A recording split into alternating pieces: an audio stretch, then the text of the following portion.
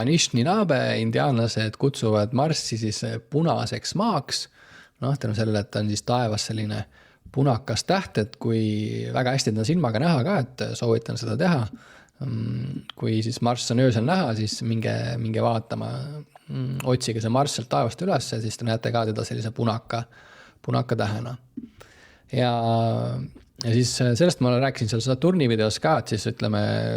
selline loodusrahvaste teadus või indiaanlaste teadus, et nemad nimetavad asju nii, nagu nad neid näevad, et nende jaoks Marss ei ole siis mingi sõjajumal või seotud kuidagi sõjaga, vaid et nad nimetavad asju nii, kuidas nad näevad ja siis nemad on võib-olla siis sellises rohkem siis nagu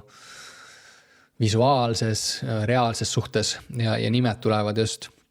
sellest, kuidas nad neid näevad ja võib-olla selles on ka suur võti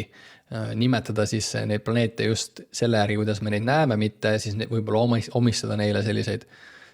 nii-öelda sõja asju. Aga ma räägin sellest veel juurde ja arhetüüp siis jõud või selline baas põhiolemus on temal, siis ta on hästi palju jõuga seotud, selline liikuv